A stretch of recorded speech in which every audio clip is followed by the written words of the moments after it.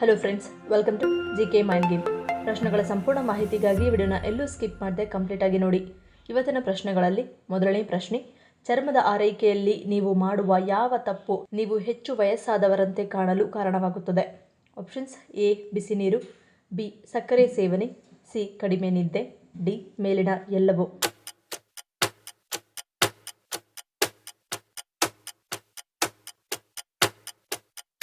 ಸರಿಯಾದ ಉತ್ತರ option D ಮೇಲಿನ ಎಲ್ಲವೂ. ಕೆಲವರು ತಮ್ಮ ನಿಜವಾದ ವಯಸ್ಸಿಗಿಂತ ಹೆಚ್ಚು ವಯಸ್ಸಾದವರಂತೆ ಕಾಣಿಸಲು ಕೆಲವು ಕೆಟ್ಟ ಜೀವನ ಶೈಲಿಗಳ ಜೊತೆಗೆ ತ್ವಚೆಯ ಆರೈಕೆಯಲ್ಲಿ ಮಾಡುವ ಕೆಲವು ತಪ್ಪುಗಳು ಕಾರಣವಾಗಿರುತ್ತವೆ. ಇವುಗಳಲ್ಲಿ ಪ್ರಮುಖವಾಗಿ ಬಿಸಿ ನೀರಿನ ಬಳಕೆ. ಬಿಸಿ ನೀರಿನ ತೊಟ್ಟಿಗಳು ಅಥವಾ ಶವರ್ಗಳಿಂದ ಶಾಖ ಮತ್ತು ತೇವಾಂಶವು ನೈಸರ್ಗಿಕ ಕಾಲಜನ್ ಮತ್ತು ಎಲಾಸ್ಟಿನ್ ಉತ್ಪಾದನೆಯನ್ನು ನಿರ್ಬಂಧಿಸುವ ಕಿಣ್ವದ ಉತ್ಪಾದನೆಯನ್ನು ಉತ್ತೇಜಿಸುತ್ತದೆ. ಇದು ಚರ್ಮದ ಅಕಾಲಿಕ ಅತಿಯಾದ ಸುಕ್ಕುಗಟ್ಟುವಿಕೆಗೆ ಕಾರಣವಾಗುತ್ತದೆ. ಹೆಚ್ಚಿನ ಸಕ್ಕರೆ ಸೇವನೆಯು ಅಕಾಲಿಕ ಸೂಕ್ಷ್ಮ ರೇಖೆಗಳು, ಸುಕ್ಕುಗಳು ಅಥವಾ ಚರ್ಮವನ್ನು ಕುಗ್ಗಿಸಲು ಕೊಡುಗೆ ನೀಡುತ್ತದೆ.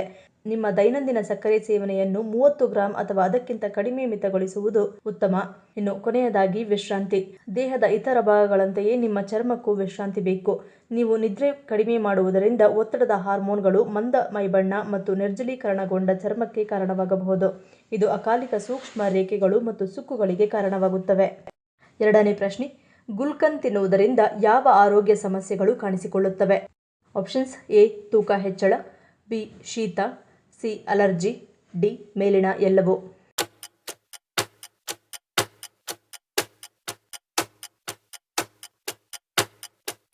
ಸರಿಯಾದ ಉತ್ತರ ಆಪ್ಷನ್ ಡಿ ಮೇಲಿನ ಎಲ್ಲವೂ.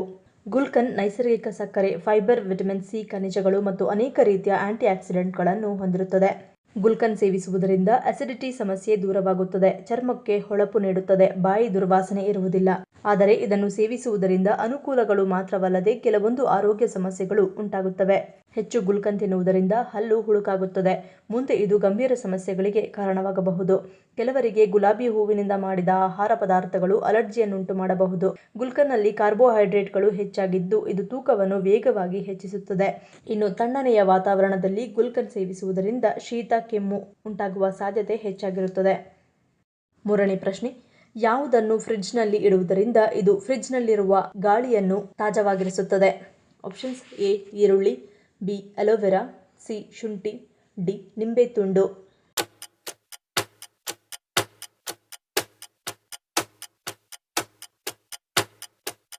ಸರಿಯಾದ ಉತ್ತರ ಆಪ್ಷನ್ ಡಿ ನಿಂಬೆ ತುಂಡು. ಸಾಮಾನ್ಯವಾಗಿ ನಾವು ಎಲ್ಲಾ ಆಹಾರ ಪದಾರ್ಥಗಳನ್ನು ಫ್ರಿಡ್ಜ್ನಲ್ಲಿ ಸಂಗ್ರಹಿಸಿ ಇಡುತ್ತೇವೆ. ಇದರ ಜೊತೆಗೆ ಶುಚಿತ್ವದ ಬಗ್ಗೆ ವಿಶೇಷ ಕಾಳಜಿ ವಹಿಸುವುದು ಬಹಳ ಮುಖ್ಯ. ಇದಕ್ಕೆ ನಿಂಬೆ ಬಹಳ ಉಪಯುಕ್ತವಾಗಿದೆ, ಏಕೆಂದರೆ ಇದರಲ್ಲಿ ಬ್ಯಾಕ್ಟೀರಿಯಾ ವಿರೋಧಿ ಗುಣಗಳಿವೆ. ಇದು ಫ್ರಿಡ್ಜ್ನಿಂದ ಬ್ಯಾಕ್ಟೀರಿಯಾವನ್ನು ನಿವಾರಣೆ ಮಾಡುತ್ತದೆ, ಸೋಂಕುಗಳ ಅಪಾಯವನ್ನು ಕಡಿಮೆ ಮಾಡುತ್ತದೆ. ಇದಲ್ಲದೆ ಫ್ರಿಡ್ಜ್ನಲ್ಲಿರುವ ಗಾಳಿಯನ್ನು ನೈಸರ್ಗಿಕವಾಗಿ ಸ್ವಚ್ಛವಾಗಿಡಲು ಇದು ಸಹಾಯ ಮಾಡುತ್ತದೆ. ಕೆಲವೊಮ್ಮೆ ದುರ್ವಾಸನೆಯ ಸಮಸ್ಯೆ ಕೂಡ ಫ್ರಿಡ್ಜ್ನಿಂದ ಬರುತ್ತದೆ. ಹೆಚ್ಚಿನ ಸಮಯದಲ್ಲಿ ಈ ವಾಸನೆ ರೆಫ್ರಿಜರೇಟರ್ನಲ್ಲಿ ಇರಿಸಲಾದ ಆಹಾರ ಪದಾರ್ಥಗಳಲ್ಲಿಯೂ ಕಂಡುಬರುತ್ತದೆ. ಇಂತಹ ಸಂದರ್ಭಗಳಲ್ಲಿ ಈ ವಾಸನೆಯ ಸಮಸ್ಯೆಯನ್ನು ನಿವಾರಿಸಲು ಸುಲಭವಾದ ಮಾರ್ಗವೆಂದರೆ ನಿಂಬೆಯನ್ನು 2 ತುಂಡುಗಳಾಗಿ ಕತ್ತರಿಸಿ ರೆಫ್ರಿಜರೇಟರ್ನಲ್ಲಿ ಇಡುವುದು. ಈ ರೀತಿ ಮಾಡುವುದರಿಂದ ನಿಂಬೆಯಲ್ಲಿರುವ ಸಿಟ್ರಿಕ್ ಆಮ್ಲವು ಫ್ರಿಡ್ಜ್ನಲ್ಲಿರುವ ಕೆಟ್ಟ ವಾಸನೆಯನ್ನು ತೆಗೆದುಹಾಕುತ್ತದೆ. ಇದು ಗಾಳಿಯನ್ನು ನೈಸರ್ಗಿಕವಾಗಿ ತಾಜಾ ಮತ್ತು ಪರಿಮಳವಾಗಿರಿಸುತ್ತದೆ ಮತ್ತು ಆಹಾರವನ್ನು ಸೋಂಕಿನಿಂದ ರಕ್ಷಿಸುತ್ತದೆ. ಇದಲ್ಲದೆ ನಿಂಬೆಯ ತುಂಡನ್ನು ಇಡುವುದು ಸೋಂಕು ಹರಡುವ ಅಪಾಯವನ್ನು ಕೂಡ ಕಡಿಮೆ ಮಾಡುತ್ತದೆ. ನಾಲ್ಕನೇ ಪ್ರಶ್ನೆ, ದೆಹಲಿಯನ್ನೇ ಏಕೆ ಭಾರತದ ರಾಜಧಾನಿಯನ್ನಾಗಿ ಮಾಡಲಾಯಿತು? ಆಪ್ಷನ್ಸ್: ಎ ಶ್ರೀಮಂತ ಇತಿಹಾಸ, ಬಿ ರಾಜಕೀಯ ಕೇಂದ್ರ, ಸಿ ಬ್ರಿಟಿಷರ ಆಯ್ಕೆ, ಡಿ ಮಧ್ಯಭಾಗದಲ್ಲಿದೆ.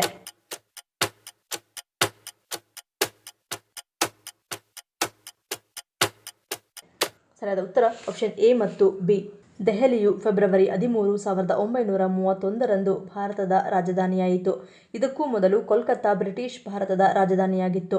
ರಾಜಧಾನಿಯನ್ನು ಕೋಲ್ಕತ್ತಾದಿಂದ ದೆಹಲಿಗೆ ಸ್ಥಳಾಂತರಿಸುವ ನಿರ್ಧಾರವನ್ನು ಕಿಂಗ್ ಜಾರ್ಜ್ 5 1911ರಲ್ಲಿ ಘೋಷಿಸಿದರು. ಈ ಬದಲಾವಣೆಯು ಭಾರತದ ಇತಿಹಾಸದಲ್ಲಿ ಮಹತ್ವದ ಕ್ಷಣವನ್ನು ಗುರುತಿಸಿತು. ಭವ್ಯವಾದ ವಾಸ್ತುಶಿಲ್ಪದೊಂದಿಗೆ ರಾಜಕೀಯ ತಂತ್ರವನ್ನು ಸಂಯೋಜಿಸಿತು ಮತ್ತು ದೆಹಲಿಯನ್ನು ಆಡಳಿತದ ಕೇಂದ್ರವಾಗಿ ರೂಪಿಸಿತು. ಸ್ಥಳಾಂತರದ ಮೊದಲು 19ನೇ ಶತಮಾನದ ಆರಂಭದಿಂದಲೂ ಕೋಲ್ಕತ್ತಾ ರಾಜಧಾನಿಯಾಗಿತ್ತು. ಆದಾಗ್ಯೂ ದೆಹಲಿಯ ಕೇಂದ್ರ ಸ್ಥಳವು ಅದನ್ನು ಹೆಚ್ಚು ಪ್ರವೇಶಿಸುವಂತೆ ಮಾಡಿತು ಎಂದು ಬ್ರಿಟಿಷ್ ಅಧಿಕಾರಿಗಳು ಅರಿತುಕೊಂಡರು. ಇದು ಬೇಸಿಗೆಯ ರಾಜಧಾನಿಯಾದ ಶಿಮ್ಲಾಕ್ಕೆ ಹತ್ತಿರವಾಗಿತ್ತು. ಹೆಚ್ಚುವರಿಯಾಗಿ ದೆಹಲಿಯ ಶ್ರೀಮಂತ ಇತಿಹಾಸವು ಹಿಂದೂ ಮತ್ತು ಮುಸ್ಲಿಂ ಹೆಮ್ಮೆಯೊಂದಿಗೆ ಸಂಬಂಧ ಹೊಂದಿದೆ.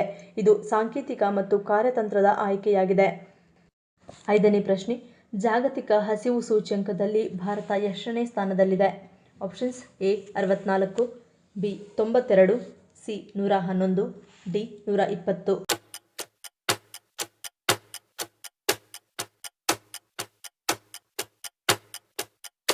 ಸರಿಯಾದ ಉತ್ತರ ಆಪ್ಷನ್ ಸಿ 111. 2023ರ ಜಾಗತಿಕ ಹಸಿವು ಸೂಚ್ಯಂಕವು ಭಾರತಕ್ಕೆ 125 ದೇಶಗಳಲ್ಲಿ 111ನೇ ಸ್ಥಾನವನ್ನು ನೀಡುತ್ತದೆ. ಇದು ದೇಶಕ್ಕೆ ಗಂಭೀರದ ಹಸಿವಿನ ತೀವ್ರತೆಯ ಮಟ್ಟವನ್ನು ಸೂಚಿಸುತ್ತದೆ. ಇದು ಹಿಂದಿನ ವರ್ಷದ 107ರ ಶ್ರೇಣಿಯಿಂದ ಕುಸಿತವನ್ನು ಸೂಚಿಸುತ್ತದೆ. ಪ್ರತಿ ಅಕ್ಟೋಬರ್ನಲ್ಲಿ ಕನ್ಸರ್ನ್ ವರ್ಲ್ಡ್ ವೈಡ್ ಮತ್ತು ವೆಲ್ತ್ ಹಂಗರ್ ಎಲ್ಫ್ ಜಂಟಿಯಾಗಿ ಸೂಚ್ಯಂಕವನ್ನು ಬಿಡುಗಡೆ ಮಾಡುತ್ತವೆ. ಹಸಿವು ಸೂಚ್ಯಂಕವು 4 ಘಟಕ ಸೂಚಕಗಳ ಮೇಲೆ ದೇಶಗಳ ಕಾರ್ಯಕ್ಷಮತೆಯನ್ನು ಅಳೆಯುತ್ತದೆ: ಅಪೌಷ್ಟಿಕತೆ, ಮಕ್ಕಳ ಕ್ಷೀಣತೆ, ಮಕ್ಕಳ ಬೆಳವಣಿಗೆ ಮತ್ತು ಮಕ್ಕಳ ಮರಣ. ಇವು ಹಸಿವು ಸೂಚ್ಯಂಕದ 4 ಘಟಕಗಳಾಗಿವೆ. ಮಲಬದ್ಧತೆ ಸಮಸ್ಯೆ ಇರುವವರು ಯಾವ ಆಹಾರದಿಂದ ದೂರ ಉಳಿಯುವುದು ಒಳ್ಳೆಯದು? ಆಪ್ಷನ್ಸ್: ಎ ಹಾಲಿನ ಉತ್ಪನ್ನ, ಬಿ ಮಟನ್, ಸಿ ಸಿಹಿ ತಿನಿಸು, ಡಿ ಮೇಲಿನ ಎಲ್ಲವೂ.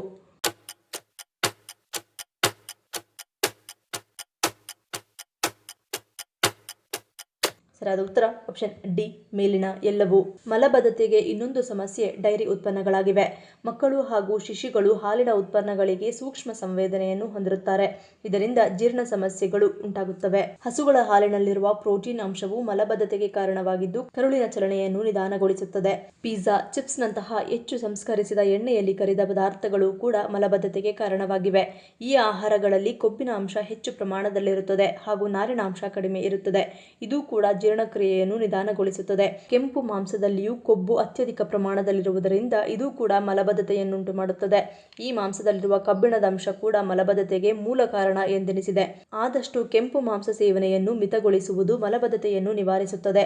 ಇದರ ಬದಲಿಗೆ ಲೀನರ್ ಮೀಟ್ಸ್ ಇಲ್ಲವೇ ಸಸ್ಯ ಆಧಾರಿತ ಪ್ರೋಟೀನ್ ಉತ್ಪನ್ನಗಳನ್ನು ನಿಮ್ಮ ಪ್ರೋಟೀನ್ ಅಗತ್ಯಗಳಿಗೆ ಬಳಸಿಕೊಳ್ಳಬಹುದು. ಇನ್ನು ಕೊನೆಯದಾಗಿ ಕ್ಯಾಂಡಿ, ಚಾಕೊಲೇಟ್, ಸಕ್ಕರೆ ಇರುವ ಸ್ನ್ಯಾಕ್ಸ್ಗಳು ಕೂಡ ಮಲಬದ್ಧತೆಗೆ ಪ್ರಮುಖ ಕಾರಣಗಳಾಗಿವೆ. ಇದರಲ್ಲಿ ಅನಾರೋಗ್ಯಕರ ಕೊಬ್ಬಿನಾಂಶವಿದ್ದು ಫೈಬರ್ ಅಂಶ ಕಡಿಮೆ ಇದೆ. ಇದರಿಂದ ಜೀರ್ಣಕ್ರಿಯೆ ನಿಧಾನಗೊಳ್ಳುತ್ತದೆ. ಭಾರತದ ಯಾವ ನಗರವನ್ನು ಜ್ಞಾನ ನಗರಿ ಎಂದು ಕರೆಯಲಾಗುತ್ತದೆ? Options: A Kolkata, B Bengaluru, C Hyderabad, D Mumbai.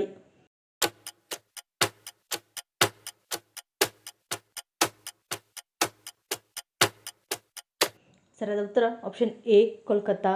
ಕೋಲ್ಕತ್ತಾವನ್ನು ಜ್ಞಾನ ನಗರ ಎಂದು ಕರೆಯುತ್ತಾರೆ. ಕೋಲ್ಕತ್ತಾದಲ್ಲಿ 25 ವಿಶ್ವವಿದ್ಯಾನಿಲಯಗಳಿವೆ. 17 ಸರ್ಕಾರಿ ಅನುದಾನಿತ ಮತ್ತು 8 ಖಾಸಗಿಯಾಗಿವೆ. ಇದು ಭಾರತದ 2ನೇ ಅತಿದೊಡ್ಡ ನಗರವಾಗಿದೆ ಮತ್ತು ಇದನ್ನು ಸಿಟಿ ಆಫ್ ಜಾಯ್ ಎಂದು ಕೂಡ ಕರೆಯಲಾಗುತ್ತದೆ. ಕೋಲ್ಕತ್ತಾದ ಕೆಲವು ಪ್ರಮುಖ ವಿಶ್ವವಿದ್ಯಾನಿಲಯಗಳೆಂದರೆ ಜಾದವ್ಪುರ್ ವಿಶ್ವವಿದ್ಯಾಲಯ, ಕೋಲ್ಕತ್ತಾ ವಿಶ್ವವಿದ್ಯಾಲಯ, ಭಾರತೀಯ ಅಂಕಿಅಂಶ ಸಂಸ್ಥೆ, ಪಶ್ಚಿಮ ಬಂಗಾಳದ ಆರೋಗ್ಯ ವಿಜ್ಞಾನಗಳ ವಿಶ್ವವಿದ್ಯಾಲಯ, NIPER ಕೋಲ್ಕತ್ತಾ ಮತ್ತು ಪಶ್ಚಿಮ ಬಂಗಾಳದ ಪ್ರಾಣಿ ಮತ್ತು ಮೀನುಗಾರಿಕೆ ವಿಶ್ವವಿದ್ಯಾಲಯ. ಯಾವ ಸಮಸ್ಯೆ ದೇಹದಲ್ಲಿ ಆಮ್ಲಜನಕ ಮಟ್ಟವನ್ನು ಕಡಿಮೆ ಮಾಡುತ್ತದೆ? ಆಪ್ಷನ್ಸ್: ಎ ಬೊಜ್ಜು, ಬಿ ಮೂತ್ರಪಿಂಡ, ಸಿ BP, ಡಿ ಮಧುಮೇಹ.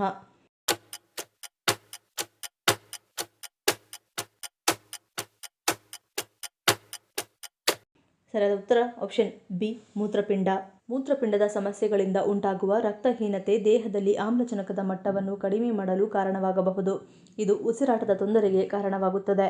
ಇನ್ನು ಮೂತ್ರಪಿಂಡಗಳು ಸರಿಯಾಗಿ ಫಿಲ್ಟರ್ ಆಗದಿದ್ದಾಗ ಹೆಚ್ಚುವರಿ ದ್ರವ ಮತ್ತು ಸೋಡಿಯಂ ದೇಹದಲ್ಲಿ ಸಂಗ್ರಹವಾಗಬಹುದು. ಇದು ಊತವನ್ನು ಉಂಟುಮಾಡುತ್ತದೆ. ಎದ್ದ ನಂತರ ಬೆಳಗ್ಗೆ ಪಫಿನೆಸ್ ಹೆಚ್ಚಾಗುವುದನ್ನು ಗಮನಿಸಬಹುದು. ಈ ಪ್ರಶ್ನೆಗಳಲ್ಲಿ ನೀವು ಎಷ್ಟು ಪ್ರಶ್ನೆಗಳಿಗೆ ಸರಿ ಉತ್ತರವನ್ನು ಕೊಟ್ಟರೆ ಅನ್ನೋದನ್ನು ಕಮೆಂಟ್ ಮಾಡಿ ತಿಳಿಸಿ. ಈ ವಿಡಿಯೋ ನಿಮ್ಗೆ ಇಷ್ಟ ಆಗಿದ್ರೆ ಮರಿದೇ ಲೈಕ್ ಮಾಡಿ, ಶೇರ್ ಮಾಡಿ, ಸಬ್ಸ್ಕ್ರೈಬ್ ಮಾಡಿ. ನನ್ನ ಚಾನಲ್ನ ಇನ್ನೂ ಸಬ್ಸ್ಕ್ರೈಬ್ ಮಾಡಿದೆ ಹಾಗೆ ವಿಡಿಯೋಸ್ ನೋಡ್ತಿದ್ರೆ ಪ್ಲೀಸ್ ಸಬ್ಸ್ಕ್ರೈಬ್ ಮಾಡಿ, ಸಪೋರ್ಟ್ ಮಾಡಿ. ಮತ್ತೊಂದು ಇಂಟ್ರೆಸ್ಟಿಂಗ್ ವಿಡಿಯೋನಿಗೆ ಸಿಗ್ತೀನಿ. Until love you all, take care.